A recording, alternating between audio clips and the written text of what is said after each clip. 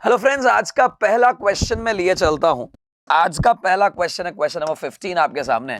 He does not like, उसे नहीं पसंद है। कमिंग सो लेट, बहुत लेट आना, इतना लेट आना। सो यानी इतना। सो वो कह रहा है कि इतना लेट आना उसे पसंद नहीं है। किसका? मेरा। सो मेरा को हम कहते हैं माय, यानी पजेशन चाहिए। याद करिए दोस्तों, आपको बता देता हूं, जब भी हम इस तरह का पार्टिसिपल का प्रयोग करेंगे उससे पहले आपको ध्यान रखना है ऑब्जेक्टिव केस नहीं लगा के पजेसिव केस लगाना है। इसके बहुत सारे क्वेश्चंस मैं करवा चुका हूं, आपको याद होगा अच्छे से। नहीं होगा तो आज याद कर लीजिए। पजेशन का प्रयोग करेंगे जब भी उसके बाद इस तरह का पार्टिसिपल आएगा। That means my coming so let, he does not like, उसे पसंद नहीं है। क्या? माय कमिंग सो लेट, मेरा इतना लेट आना पसंद नहीं है उसे। हेलो फ्रेंड्स, स्वागत है आपका डिजिटल तैयारी चैनल पे। मैं श्रेयांश कोठारी लेके आया हूं दोस्तों आप सभी के लिए ऑब्जेक्टिव जनरल इंग्लिश। दोस्तों शानदार एक किताब आप लोगों के लिए, ऐसी एक किताब जो जबरदस्त किताब है, तैयारी करवा रही है आपको, इंग्लिश को इंप्रूव कर रही है। दोस्तों सबसे जरूरी बात क्या है? इंग्लिश को इंप्रूव कर रही है। तो अगर आपकी इंग्लिश इंप्रूव होते जा रही है तो इस किताब को पढ़ते चले जाइए। चलिए आगे बढ़ते हैं हम। आगे बढ़ने से पहले आज की मिठाई क्या आपने खाई? लिए चलता हूं दोस्तों आज की मिठाई, यानी आज के इंग्लिश वर्ड पे। ये वर्ड सुना होगा, सुना सुना सा लग रहा है। हुंडई की एक कार भी है, हुंडई इयॉन। इयॉन का मतलब क्या? Ion is the longest division of geological time. सबसे बड़ा समय जो आप दे सकते हैं उसे इयॉन कहते हैं। एयॉन भी कहा जाता है उसे।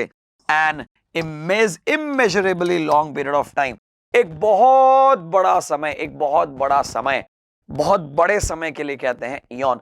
मतलब एक समय का सबसे बड़ा वाला भाग, हिस्सा, उसे कहा जाता है इयॉन। तो आपको क्या करना है दोस्तों? इयॉन शब्द पे, आयन नहीं है ये, इयॉन कहते हैं, इयॉन। इयॉन कहते हैं, इयन कहते हैं।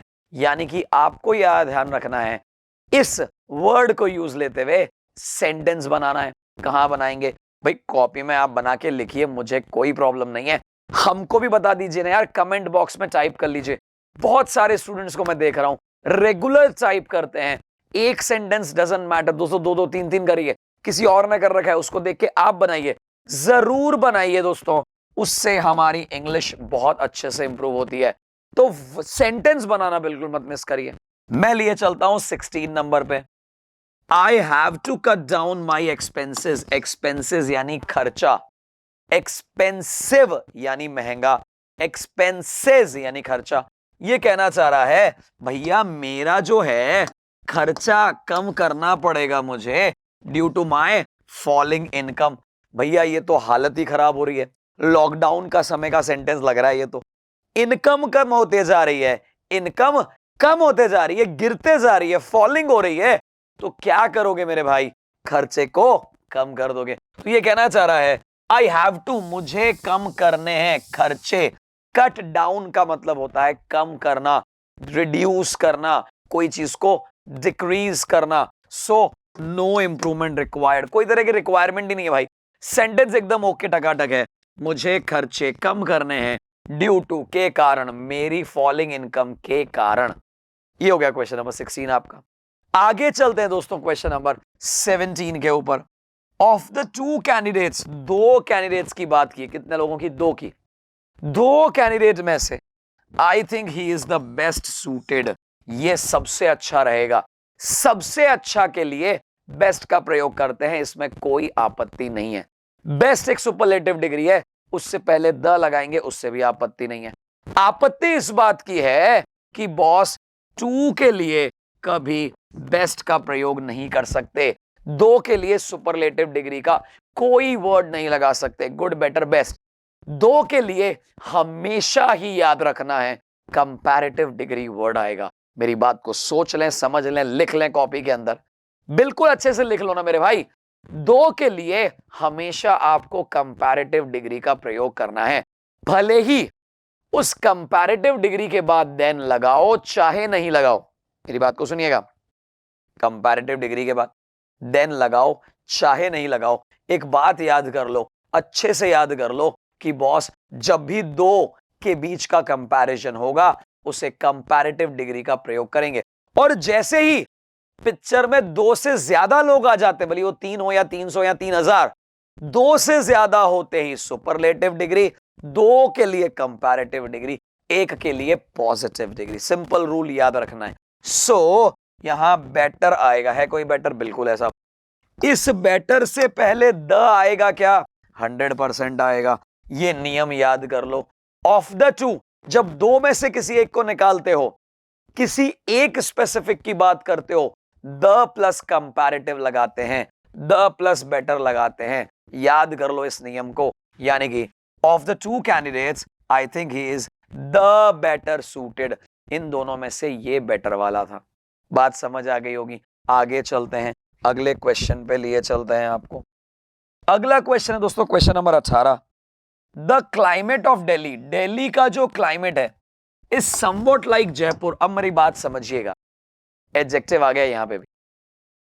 दिल्ली का क्लाइमेट जयपुर के जैसा है या दिल्ली का क्लाइमेट जयपुर के क्लाइमेट के जैसा है? जरा सोचिए इस बात को, दोबारा सोचिए इस बात को। जयपुर का क्लाइमेट, दिल्ली का जो क्लाइमेट है ना वो जयपुर के जैसा है या जयपुर के क्लाइमेट के जैसा है? जरा सोचिए, वापस से सोचिए। जयपुर जैसा नहीं है, जयपुर के क्लाइमेट के जैसा है। The climate of Delhi is somewhat like Jaipur's. Jaipur में कॉमा एस लगाते ही ये क्लियर हो जाता है कि भैया जयपुर की बात नहीं कर रहे हो, जयपुर के क्लाइमेट की बात कर रहे हो। क्लाइमेट को रिपीट करने की जरूरत नहीं है, उसे समझ आ जाता है कि जयपुर के क्लाइमेट की ही बात हो रही होगी। सो आपको समझ आ गया होगा, कंपैरिजन हमेशा सिमिलर ऑब्जेक्ट्स में कर रहे हैं। तराजू के एक पलड़े में तो रख दिया दिल्ली का क्लाइमेट और दूसरे पलड़े में जयपुर खुद रख दिया, कैसे चलेगा? नहीं चलेगा। तो जयपुर के क्लाइमेट यानी जयपुर हो जाएगा। आगे बढ़ते हैं दोस्तों क्वेश्चन नंबर 19 की तरफ। हिज ब्रदर, उसका भाई, never has and never will B dependable. न तो वो डिपेंडेबल था कभी, ना कभी है और न कभी रहेगा, ऐसा बोलते हैं अपन। चलिए हिंदी में तो बोल लिया अपन ने, अब इंग्लिश में क्या करना है यही सोच रहे होंगे आप। अभी बताते हैं, आप देखिए आराम से देखिएगा, बहुत अच्छे समझिएगा। ये क्या कह रहा है? ये कह रहा है मेरे भाई हिज ब्रदर, उसका जो भाई है, नेवर हैज। अब सोचिएगा मेरे बॉस, एंड के दोनों तरफ आपको वर्ब सेम लगाने पड़ेंगे। यहां नेवर हैज और यहां नेवर विल। सुनिएगा बात को, अगर नेवर विल लगाया तो हमने बी लगाया, हैज लगाया तो हैज का रूल है वर्ब की थर्ड फॉर्म लगाओ। जरा देखो वर्ब की थर्ड फॉर्म कहीं है क्या? बिल्कुल है, हैज नेवर बीन, क्योंकि नेवर हैज बीन, हैज के साथ क्या चाहिए? Third form. सो क्या हो जाएगा? His brother has never been, ये अपने आप में खत्म हो गया। And never will be, be के लिए विल चाहिए वो मिल गया, हैज के लिए बीन चाहिए वो यहां मिल गया। यानी क्वेश्चन नंबर 19 एकदम क्लियर हो गया। फिर भी अगर डाउट हो कमेंट बॉक्स आपके पास, टाइप करो, जल्दी पूछो आप आराम से चीजों को। यानी कि क्वेश्चन नंबर 19 का आंसर हो जाएगा B for Bombay.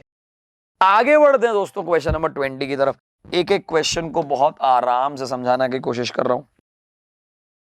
If you would have remembered to bring, मुझे अच्छे से याद है बॉस, इफ वाले पोर्शन में वुड हैव तो कभी नहीं आता।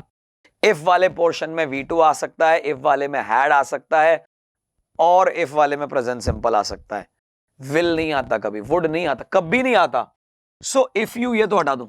रिमेंबर टू ब्रिंग, लेके आने का याद रहा होता मैप को, we would not have lost. अभी देखिएगा, आपको दो चीजें लिखवा दूं, अभी दो ही लिखवा रहा हूं, वैसे तीन इंपॉर्टेंट है, अपन दो ही पे काम करते हैं। दो पे इसलिए क्योंकि अभी दोनों कनेक्ट होंगे। देखिएगा, अगर पीछे वाले पोर्शन में वुड V1 है तो यहां पे V2 आ जाता है। अगर यहां पे वुड हैव V3 है तो यहां पे हैड V3 आ जाता है। ये लिख लो कॉपी में, अभी के अभी लिख लो, आराम से लिख लो, पॉज कर लो, पॉज करके लिख लो।